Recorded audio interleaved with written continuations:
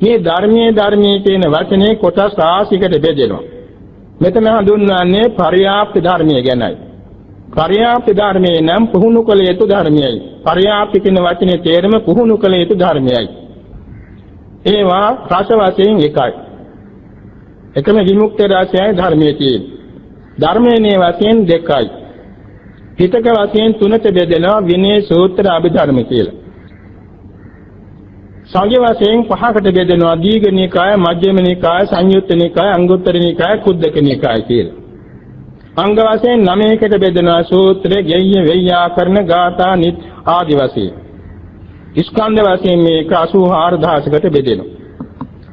මේ ධර්මයේ විශේෂයෙන් විවරණය කරලා තියෙන පිටකත්‍රයේ හැටියට පිටකත්‍රයේ 3 පිටකය.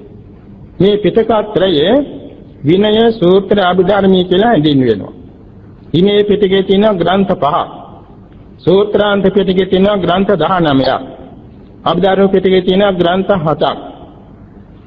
මේවා සරුවක්යන් වහන්සේගේ ශ්‍රී මුඛයෙන් දේශනා වූද රහතන් වහන්සේලා විසින් දේශනා කළ ඇතැම් දේශනා තථාගතයන් වහන්සේ අනුමත කළ බැවින්ද බුද්ධ දේශනා හැටියට හැඳින්වෙනවා. ඊළඟට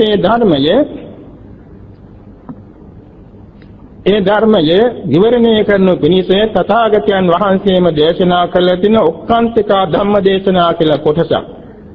ඔක්කාන්තිකා ධම්ම දේශනා කියන්නේ අට කතාවක්.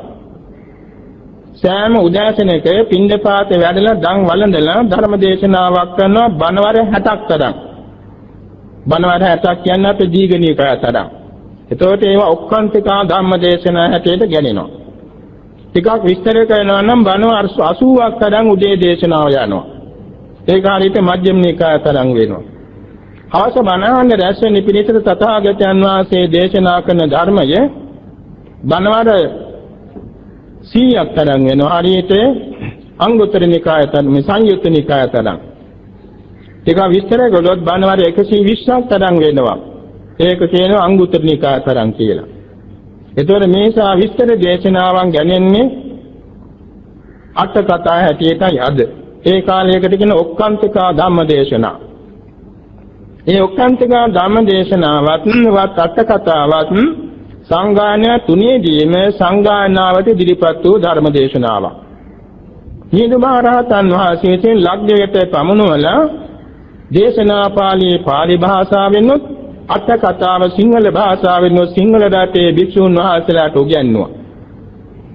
ඒ අතරේ බුද්ධාර්ථ 900 දී පමණ බුද්ධ ගයාවේ රේවත මහ ස්වාමීන් වහන්සේගේ නියමයෙන් බුද්ධඝෝසාචාර්යයන් වහන්සේ සහිත අර්ථ කථාචාර්යයන් වහන්සේලා 7 නමක් ලංකාවට වැඩම කරවලා මහා විහාරයේ ඇසුරු කරමින් සිංහල භාෂාවත් ඉගෙනගෙන එවාගෙම සංඝ රත්නයේ සතුටු කරවාගෙන විසුද්ධි මාර්ගයත් දීලා තමන්ගේ දක්ෂතා ඔප්පු කළා හෙළාටුවා පාලි භාෂාවට පරිවර්තනය කළා.